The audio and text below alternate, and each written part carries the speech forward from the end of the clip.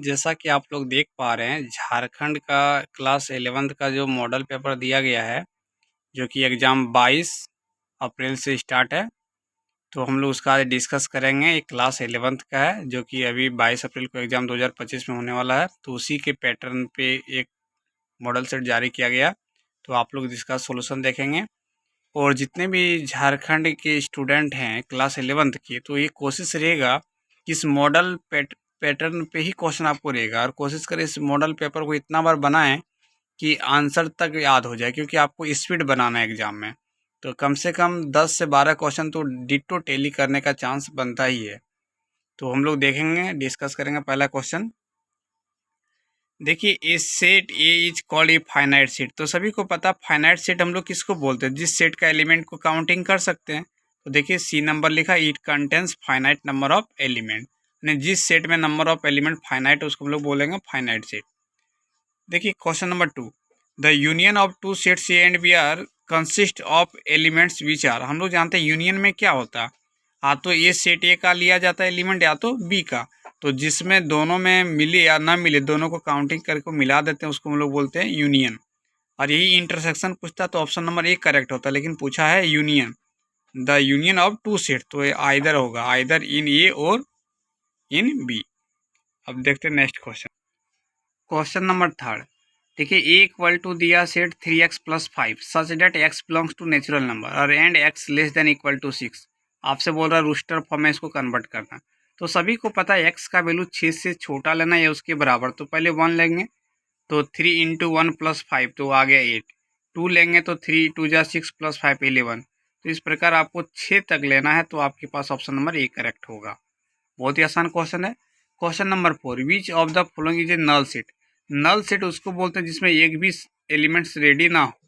तो देखिए D number में आपसे लिखा x such that x² + 1 equal to 0, और बोल रहा है x equal to real number. दुनिया का कोई भी वैल्यू x का लीजिएगा, कभी भी 0 नहीं लाएगा, क्योंकि x स्क्वायर है, क्योंकि वहाँ पे नेगेटिव रखेंगे तो उसको पॉजिटिव बना देगा। तो ये संभव नहीं हो सकता, किसी भी कंडीशन में या कोई भी वैल्यू लेंगे तो x² + 1 इक्वल टू 0 नहीं हो सकता।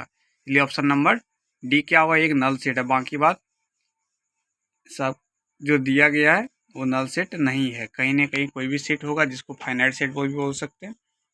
देखिए क्वेश्चन नंबर 5, आपसे कार्टेशियन प्रोडक्ट्स का क्वेश्चन पूछा है रिलेशन का। ए इक्वल टू दिया -1,1, यानी कि ए में कितना एलिमेंट है 2, और 3 बार मल्टीप्लाई किया तो 2 इंटू 2 इंटू 2 3 टाइम्स मल्टीप्लाई कर देना तो आंसर हो जाएगा 8। Next question, A equal to दिया 1 2 3, बी इक्वल टू दिया 4। आपसे पूछा number of relation from A to B. तो हम लोग फॉर्मूला पढ़ते हैं, number of relation from A to B equal to होता है 2p⁻m इंटू एन।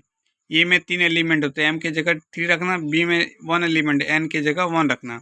तो 2p⁻3 इंटू 1 यानी कि 2 का Q. Option number C correct होगा। देखिए ट्रिगोनोमेट्री से क्वेश्चन 7 नंबर है। आपसे पूछ रहा -2 40 डिग्री को रेडियन में कन्वर्ट करना। तो हम लोग फार्मूला पढ़ते हैं, 180 degree equal to pi radian, 1 degree equal to पाई/180 रेडियन। और आपसे पूछा -240 डिग्री, तो लिख देंगे -240 डिग्री इक्वल टू पाई/180 गुना -240 रेडियन। तो कट के आ जाएगा -4/3 रेडियन। तो ऑप्शन नंबर सी करेक्ट होगा। देखिएगा ये व्हील मेक्स, यानी कि बोल रहा कि एक पहिया 180 चक्कर लगाता है 1 मिनट में। तो आपसे पूछ रहा कि 1 सेकंड में कितना चक्कर, 1 सेकंड में कितना रेडियन बनाएगा। तो हम लोग इस क्वेश्चन को अच्छे से बना चुके थे। सभी को पता है कि एक सर्कल में कितना डिग्री का एंगल बनता है, 360, यानी एक राउंड मारेंगे तो 360 होगा, यानी 1 रेवोल्यूशन इक्वल टू 360। 1 रेवोल्यूशन में 360 होगा डिग्री, तो डिग्री में आंसर नहीं दिया, रेडियन में दिया, तो उसको लिख सकते हैं 1 रेवोल्यूशन इक्वल टू 2 पाई। तो बोल रहा कि 1 मिनट में कितना रेवोल्यूशन, 180। तो 1 रेवोल्यूशन इक्वल टू 180 मिनट लिख देंगे, 180, और 1 रेवोल्यूशन में बन रहा 260, यानी कि 2 पाई। इसको कैलकुलेशन कर देंगे, और 1 मिनट में होता 60 सेकेंड। तो 60 से डिवाइड कर देंगे तो 1 सेकेंड में आ जाएगा 6 पाई। इसका हम PDF आप लोग को संतोष मैथमेटिक्स यूट्यूब चैनल के डिस्क्रिप्शन में दे देंगे, क्योंकि इसको हम लोग सोल्यूशन कर दिए। कोशिश करें कि वीडियो लॉन्ग ना हो, और आप लोग 11th का स्टूडेंट है, पूरा सिलेबस पढ़े ही होंगे, आप लोग को थोड़ा हिंट्स मिलना चाहिए। नेक्स्ट क्वेश्चन, क्वेश्चन नंबर 9, आपसे पूछा जा रहा है cos 75 डिग्री का वैल्यू क्या होगा। तो हम लोग जानते हैं cos 75 तो डायरेक्ट नहीं निकाल सकते हैं, 45 प्लस 30 और cos a प्लस बी का फॉर्मूला लगा देंगे, ऑप्शन नंबर बी करेक्ट होगा। देखिए क्वेश्चन नंबर 10, ये भी ट्रिगोनोमेट्री से क्वेश्चन है। cos a का मान दिया है, cos b का मान दिया और आपसे बोला कि दोनों a और b फोर्थ क्वाड्रेंट में है। तो इससे क्या करना है, एक पाइथागोरस यूज करके आपको निकाल लेना है साइन ए और साइन बी का वैल्यू। और ये ध्यान रखना कि हम लोग को फोर्थ क्वाड्रेंट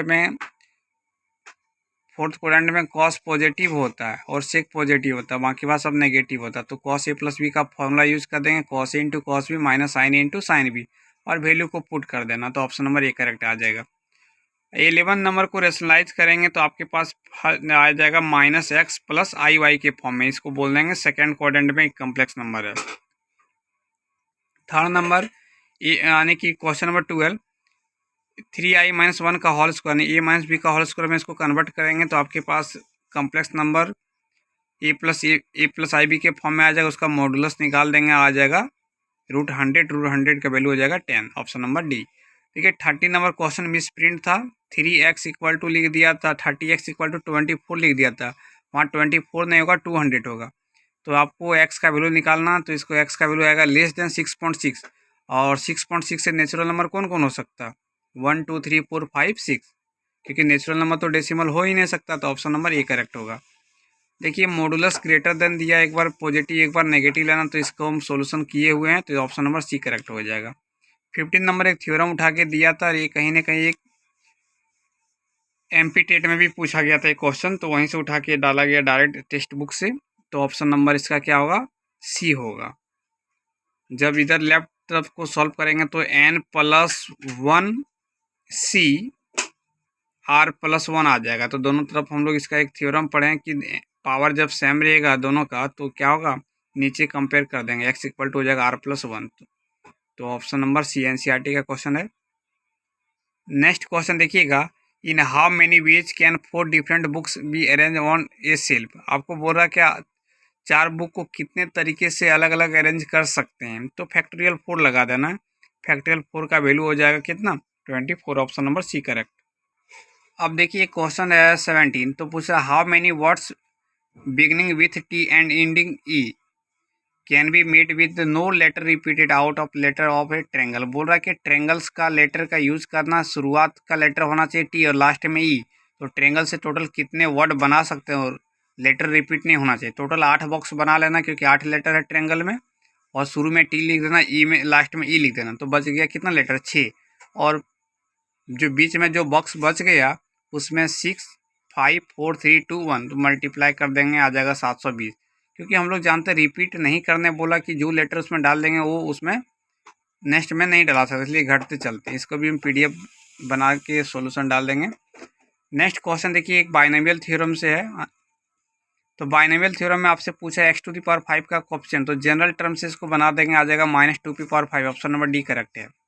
नेक्स्ट है मिडिल टर्म, तो हम लोग पढ़े हुए हैं बाइनोमियल थ्योरम में मिडिल टर्म का 2 कॉन्सेप्ट होता है, पावर ऑड रहे तो मिडिल टर्म 2 निकलेगा, और इवन रहेगा तो मिडिल टर्म 1 रहेगा, तो ऑप्शन नंबर सी करेक्ट आएगा। देखिए जीपी से क्वेश्चन पूछा हुआ है सीक्वेंस एंड सीरीज से, तो देखिए टीएन का फॉर्म दिया है 2p⁴n, तो एन का मान 1 यूज करेंगे, 2 3 4 5 6, और इससे ए पता चल जाएगा, आर भी पता और एन, तो हम लोग एस एन का फॉर्मूला जानते हैं, ए इंटू r⁻n−1/r−1, तो ऑप्शन नंबर बी करेक्ट आ जाएगा।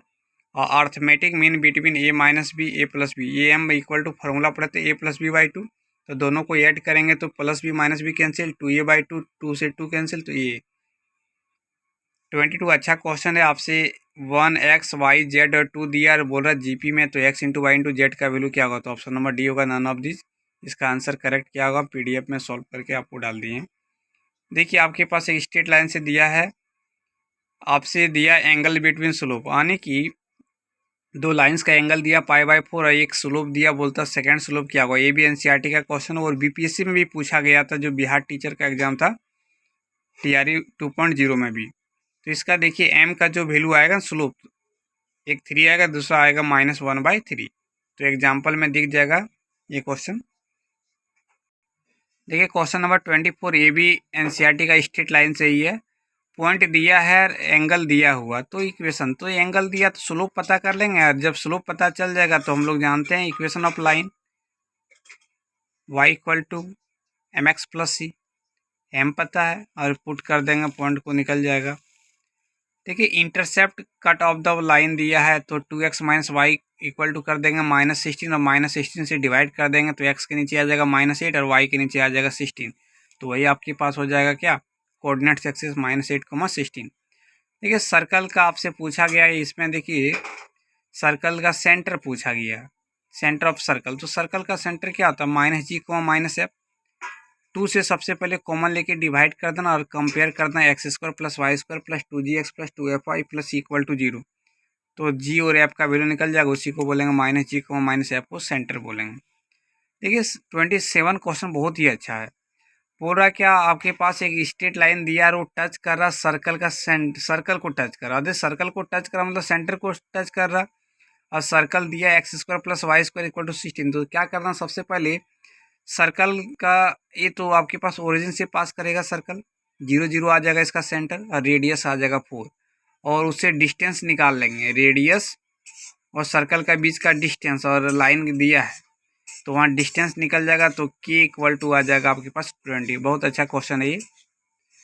और क्वेश्चन नंबर 28 पाराबोला का देखने से पता चला y² 8x, तो हम लोग कर देंगे 4a इक्वल टू 8, तो a का 1 2, तो आपका सिमेट्रिक टू एक्स एक्सिस है तो फोकस हो जाएगा 2,0, और सभी पाराबोला का वर्टेक्स होता है 0,0। तो ऑप्शन नंबर ए करेक्ट। किस ऑक्टेंट में, ये 3D का क्वेश्चन है तो देख लेंगे, -4 2 और -7 यानी हम लोग पढ़े हुए थे, माइनस प्लस माइनस होता 6 ऑक्टेंट में। देखिए डिस्टेंस अच्छा है, 3D क्वेश्चन, डिस्टेंस का फॉर्मूला सभी को पता है, ये आ जाएगा option number B 3√2। Question number 8 देखिए मिड पॉइंट का पूछा, तो मिड पॉइंट क्या करते हैं, दोनों पॉइंट को ऐड करके 2 से डिवाइड करते हैं। देखिए 2 और -2 डिवाइड बाई 2, तो माइनस प्लस 0 हो जाएगा, 0/0, 0/2 0, 4 + 2 6/2 आ जाएगा 3, और 6 + 4/2 10/2 यानी 5। तो ऑप्शन नंबर डी। तो आप लोग एग्जाम में क्या करना, कुछ क्वेश्चन डायरेक्टली बनाना, तभी आपका समय मैनेज हो सकता है। देखिए लिमिट का पूछा कि e⁵x - 1/10x। देखिए एंगल 5x है, e⁵x, तो नीचे में भी 5x होगा तो 1 हो जाएगा, तो 10 को लिख सकते हैं 2 × 5 और 1/2 बाहर ले आना है, और हो जाएगा e⁵x - 1/5x, इसका वैल्यू हो जाएगा 1 × 1/2, फाइनली आंसर हो जाएगा 1/2। नहीं तो एल हॉस्पिटल भी लगा सकते हैं। देखिए क्वेश्चन नंबर 33 तो सिंपल डिफ्रेंसिएशन है, dy/dx e⁵x का डेरिवेटिव e⁵x का होता है 1, तो ऑप्शन नंबर सी हो जाएगा। देखिए 34 ये भी डिफ्रेंसिएशन है u/v, तो देखने से u/v का बना देंगे, ऑप्शन नंबर बी। और इसमें चेन रूल का क्वेश्चन है 35 का, पहले 10 का डिफ्रेंसिएशन होगा sec² x² का 2x, ऑप्शन नंबर डी। और 36 ये भी चेन रूल है, कॉस का हो जाएगा -sin√x और √x का 1/2 √x, ऑप्शन नंबर ए। देखिए 37 आपसे रेंज पूछा, तो रेंज क्या होता है, हम लोग पढ़े थे maximum value minus minimum value. तो देखिए डाटा में सबसे बड़ा वैल्यू कितना 80 और सबसे छोटा कितना 8, 80 में 8 जाएगा तो क्या आएगा 72, तो ऑप्शन नंबर सी करेक्ट होगा। देखिए आपसे पूछा गया the mean of first 10 multiple of 3, यानी कि आपसे बोल रहा है 3 का 10 मल्टीपल, यानी 3 1 जा 3, 3 2 जा 6, ऐसे करके आपको लिख देना है कितना तक 30 तक, और सबको ऐड करेंगे तो 165 और 10 से डिवाइड कर देंगे, तो मीन का मतलब होता number of sum divide by total number, तो आ जाएगा 16.5। अच्छा क्वेश्चन था। देखिए ये डाई को आपसे क्या बोल रहा है, एक बार फेंकेंगे तो आपसे पूछा गया इवन नंबर, तो देखिए डाई में क्या होता है 1 2 3 4 5 6 होता है, इवन नंबर 2 4 6 होता है, तो टोटल हो जाएगा कितना 3 बाई टोटल 6 यानी 1/2। देखिए क्वेश्चन दिया प्रोबेबिलिटी से, पी ए का मान दिया हुआ और पी बी का मान दिया, इंटरसेक्शन भी दिया है पी नॉट ए, तो हम लोग फार्मूला पढ़े हुए पी नॉट इक्वल टू होता है 1 - पी ए, तो 1 - 0.42 कर देंगे तो आ जाएगा 0.58। बाकी बात कोई डाटा का आपको ज़रूरत नहीं पड़ा। ये 40 क्वेश्चन में 2 से 3 क्वेश्चन ही थोड़ा सा था जो लेंदी था, बाकी बात तो आप सेकेंडों में क्वेश्चन को सॉल्व कर सकते थे। तो उम्मीद है आप लोग को चैप्टर्स के बारे में जानकारी हो गया, और क्वेश्चन आप लोग पहचानने का कोशिश करना कि किस चैप्टर्स का है। तो इसका हम लोग सॉल्यूशन PDF डाल देंगे यूट्यूब चैनल्स का डिस्क्रिप्शन में, तो आप लोग वहां से सॉल्यूशन देख सकते हैं। और आप लोग 1 साल पढ़े हुए हैं, उसके बाद भी क्वेश्चन नहीं बना पाते हैं, कहीं ना कहीं आपका रिवीजन में कमी है। फिर हम नेक्स्ट वीडियो में आते हैं, यदि दूसरा मॉडल सेट जारी करता है तो आपको सॉल्यूशन के साथ लेके आएंगे। और चैनल को सब्सक्राइब करें और शेयर करें, और जो भी आंसर बताएं आपको ऑथेंटिक है, और जहां हमको लगा कि क्वेश्चन मिस्टेक था तो हम सॉल्यूशन करके क्वेश्चन को सुधार दिए। तो आप लोग किसी प्रकार का टेंशन नहीं लें। चलिए, थैंक यू, मिलते हैं फिर नेक्स्ट वीडियो में।